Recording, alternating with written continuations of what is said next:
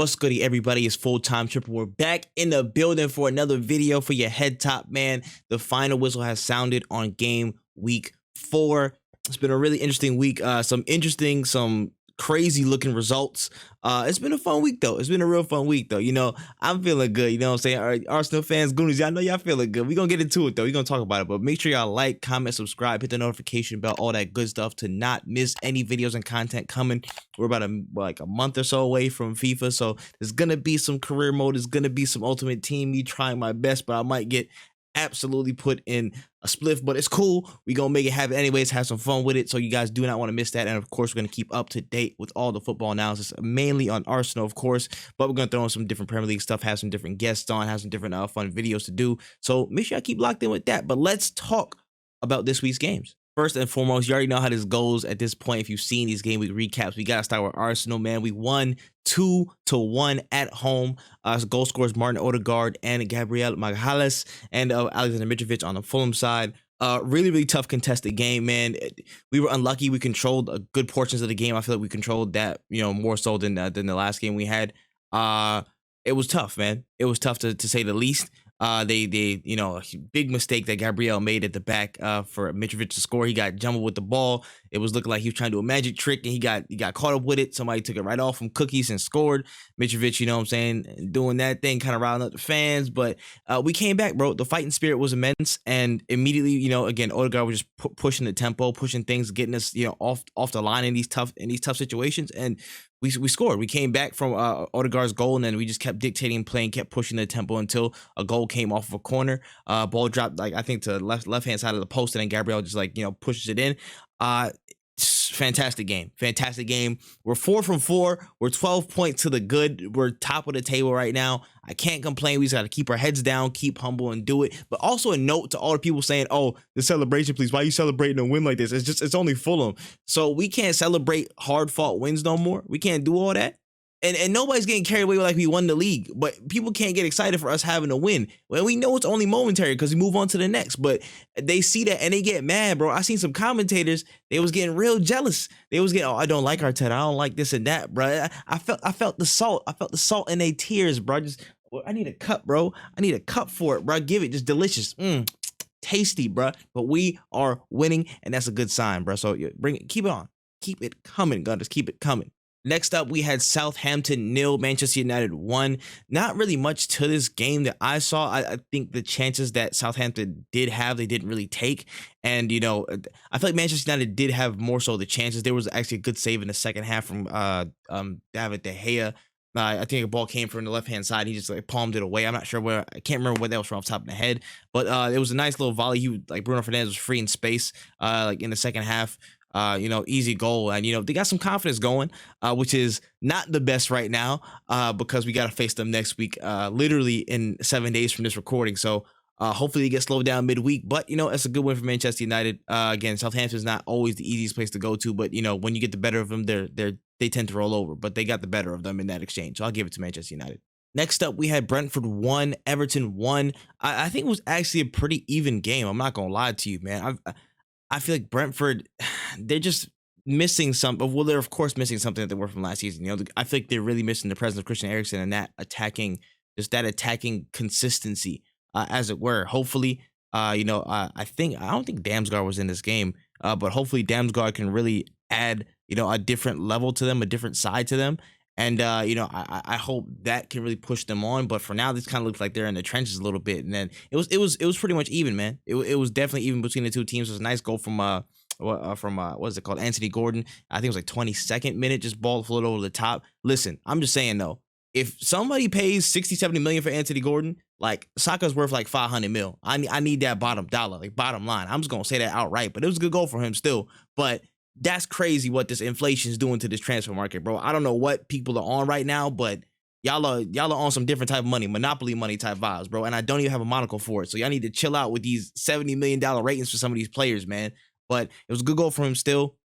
And I'm about to say, Brentford took about the 84th or 85th minute to strike back. There was a little bit of a goal that came in. I think Janelt was just right there in the middle of the box, just kind of brought in with his left foot just past Pickford. And it was an honest even draw. Pretty straightforward game. All right, moving on down to Brighton versus Leeds United. Brighton won 1-0 with Pascal Gross scoring in the 66th minute.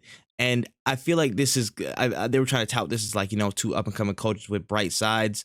But you could see the difference today in how well structured and well oiled Graham Potter has Brighton. Like that, he's an amazing coach. He is an amazing coach. He's an amazing manager. The way he structured this team to be so sharp, especially in a lot of set piece situations, and again, it's just so sound. It's so sound. I think the structure of Brighton really was too much for Leeds to try and break down. They couldn't really do it. There was a couple of things that they got off on the counter, but from what I got from the game, most of it was all Brighton. It was all Brighton and set pieces, all Brighton set things up, especially on the cross, just coming through the other side. There was a lot of chances that they missed, especially in the first half, just getting out, but they're getting the better of them in a lot of different instances, man. And then Pascal Gross finally, broke a little bit of the duck in that sense from them missing chances, and they got the better of them. But yeah, Brighton are a tough side, man. Tough side, and Graham Potter's done a wonderful job with them, man. I can't credit that man enough. All right, next we have Wolverhampton Wanderers 1, Newcastle United 1, and I feel like it was pretty evenly contested, man. And when it comes down to these evenly contested games where there's not much to separate the two sides, I feel like Wolves had slightly more chances, but Newcastle was still right there. They were just as much in it. It comes down to the difference making. When there's not much separating the two teams, it comes down to difference making. And those were the two goals scored, man. Ruben Neves, 38th minute, you give him a little bit of space outside the box, and what happens? He scores a banger from outside the box, bro. He does that every time. That's his bread and butter. Rocket into the left-hand side of the goal. That was a fantastic strike. I ain't gonna lie. He does this, though. He does this, man. But we all knew, you know what I'm saying? That's literally like, he woke up in the morning, you know what I'm saying? When he was born at the hospital, this man literally, like, long range, out the umbilical cord, across the room, outside the box, bro. Outside literally, like, his birth box, the pram, bro. Like, literally, bro. He does that. He does that, man. Like, he's so good at that, and he's such a good player, so no surprise there. But in the 90th minute, bro, oh my God. This ball comes straight up in the air. Anderson Manson just on the edge. Rocket, son. A rocket into the bottom right. What a volley, man. That's probably one of the goals of the weekend, but insane goal, and he's such a quality player. Again, if he continues to add goals to the game, he'll be one of the best players in this league, like bar none. I think he's already up there in terms of quality, man.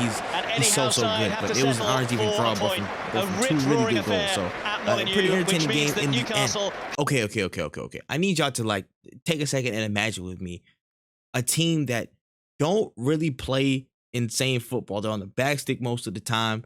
You know what I'm saying? They only spring it for a few counters. When there's actually a low block, they struggle so much and can't, they don't look a real dominant side unless, somebody makes a mistake and then like 5 of their players break. Tottenham kill me so much, bro. Some Tottenham fans had the nerve to call Arsenal Deflection FC, bro. When you guys play like this every single week, bro, Nottingham Forest literally were like, I'm pretty sure they had a decent amount of possession, bro. They were on top of y'all, bro. They just spring counters, and then people who don't have enough quality to sustain a low block, they're gonna try and press up, but it doesn't work for some people like that. You know what I'm saying? It's tough. It's tough, bro. There was an early goal, 2 goals from Harry Kane and stuff like that, but to me, it just doesn't look like good football. It doesn't look like good football to me. They play a really low block. They spring out quick on the counters. That's what they do. But if they come against a low block, like you've seen in other instances, bro, they struggle so much, and they get dominated. They got to wait for lucky breaks. They got to wait for individual contributors. You know what I'm saying? But the system is inherently ugly as hell to me. I don't care what nobody says, bruh. And eventually, stuff like that is gonna break them. Stuff like that's gonna come to a wall when somebody pulls up with an adamant low block, like they struggle with in the Chelsea game. You know what I'm saying? When there was things that's not going their way. It's annoying. It's very annoying. It's very, very annoying. But I will say they're gonna run into their day soon where they're gonna have to play up. They're gonna have to not force them staying back and spring on counters. They're gonna have to do that against a team, and they're gonna get cooked. They're gonna get cooked one day. I'm telling you, man. It's not good football. It's not good, but they still win 2-0 nonetheless. So whatever. All right, next game up, we had Chelsea 2, Leicester City 1, and I only got 2 major things from this game here. Conor Gallagher, man, he be doing some real hard cardio because I don't see him doing much else besides that and maybe fouling. I don't know, bruh. Rugby might be the sport for him because my man just ran for straight like half an hour and got sent off by then. I don't I don't know, bro. It's looking real rough for him right now, Chelsea. I ain't gonna lie to you. It's looking real rough for him, bro. That's tough. But with 10 men, they still managed to dispatch an entire Leicester City 11, bro. Listen, if Brendan Rodgers don't get sacked by Christmas, he has some type of, he has some type of information on the staff, on the players, on the board. He knows too much. There has to be some way that there has to be some explanation, bro. Brendan Rodgers, I'm telling you, bro, they're playing horrid football. Terrible, man. I don't understand how you have a one-man advantage on the pitch and you still get played through for that second goal. That second goal was disgusting from a defensive point of view. How do you let them phase through you like that? It makes no sense how easily they got just written off, bro. They got waxed, bro. They got waxed. I can't explain it any other way. They got waxed with one man extra on the pitch. It makes no sense, bro. And Brendan Rodgers, bro, that sack is loading up, bro. So they get the rounds loaded up, bro. It's coming. They about to old yellow you, dog. I'm telling you, it's bad. And next up, we had Liverpool. Oh my God. Okay, Angry Klopp. All right, y'all. Y'all got it, bro. Yo, after this match, Southampton called out Bournemouth, and then all they did was pull up Michael Jackson's song. They say, "You are not alone. I am here with you. And no, we're far apart." Like, yo, son, they got hit 9-0, bro. 9-0. It was disgusting, bro. I'm not even gonna talk about how Salah didn't contribute at all to this game and ruin my FPL week. You're getting sold. But yo, like this, they got taken, yo, bro. Liverpool turned into Snoop Dogg's house, bro. They rolled them up. Roll up everything. They had the papers, they had a bone, they had everything, bro. They had everything set up for these men. They just got rolled up, and just like it wasn't even no halftime whistle you heard, man. It was literally just the high. They put the sound of Lil Wayne's flicker at the beginning of his songs. They put it mad close up to the stadium speakers, bro. That's the only thing you heard at full time. Like, yo, that's bad. That's bad. Next up, we had Manchester City 4, Crystal Palace 2, and how can you stop these guys, man? How can you stop these guys? A 2-goal advantage that Crystal Palace managed to put up in the first 20 minutes, and they held it through for like a good 40 more minutes. But Manchester City always strike, bro. They're the Terminators, bro. They're the Terminators. They always find a way to come back. This is championship mentality. You gotta credit them, bro. They're just a bunch of killers, bro. A bunch of killers, man. Bernardo Silva with a dope goal, but namely the entire hat trick from Erling Haaland, man. Like he's literally a monster. It makes no sense how good he is. Like there was a certain goal, I can't remember which one, but he was bracing for the impact of the player coming into him as he received the ball, and he went forward into the box. And the player hit him, and he didn't even move. Like his straight line, it didn't even budge. Like he didn't go this way, he didn't go that way. He kept moving this way, and the player went back. The bullets bounced off him. The player bounced off him, bro. Like Neo in the Matrix, man. I was about to say Luke Cage just bounced right off of it. It didn't even matter. Like, he's such a machine, bro. He is such a machine, and it makes absolutely no sense. And it's scary hours, bro. It's scary hours. He's only going to get more comfortable in build-up play and more comfortable with how City want to move with him. And it's tough. It's tough, bro. We can only hope that they choose to focus on the Champions League more. Please, let's focus on Champions League more. And last but not least, we had Aston Villa 0, West Ham 1. Not really too much to talk about in the game per se. Again, some chances kind of went, here and there. I think, it was just a little bit weird, but West Ham just looked to me the better team. West Ham to me looked the better team, and then they got the just doing 75th minute about Pablo Fornal's got a deflected shot, but it went in. But Aston Villa, man, they are on fraud watch officially. Them and especially Gerrard, man. I'm sorry. I gotta say it. All the Liverpool people that love that man. You know what I'm saying? To my people that love the Liverpool, man. You know what I'm saying? I'm sorry, dog. They just, for all the money that they've spent this window, they look horrible. There's no way back. It just looks disorganized, bro. In defensive actions, like when they're in transition, I'm seeing like three defensive players stick to one side, and the man's like all the way free on the right. One pass and they're done. It just looks bad, bro. It's a bad look. I don't know if it's injuries. I don't know if it's mentality. I don't know what's going on, but it looks real shocking right now. And I'm telling you, if there's a couple people I think I have ahead of him, but if this form somehow continues, I would not be surprised if they sack Gerrard at some point this season. I would not. I think I predicted this at some point in the previous video. I can't remember which one it was off the top of my head right now, but I'm like, something about them looks off. Something about them looks sus. But I gotta officially place them on fraud watch. Something could change. Something could click. Maybe it's positional. Maybe it's not starting Coutinho all the time. You know what I'm saying? Maybe it's switching some things here and there. I don't know. But it just looks horrible from top to bottom, in my personal opinion. And I don't think it's looking good for him. But it's not looking good, bruv.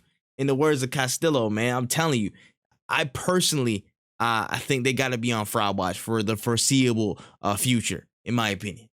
But that's all we got in the game week recap. Let me know what were your favorite moments from this last game week. Who was your best player that you had in the game week? How your FPLs, were they good, bad, whatever. Let me know in the comments below. And there's a lot of action coming this week. We got midweek games. We got huge games on the weekend. It's going to be a lot of stuff, a lot of movement, and we're going to be there to cover it all. So make sure you had that notification bell turned on. Be sure to check out this last video that I recorded somewhere on the screen here. Probably player ratings, probably something special. I don't know. Maybe it's mystery bag. We'll find out. But that's all the time we got for this video. So catch y'all in the next one. Peace.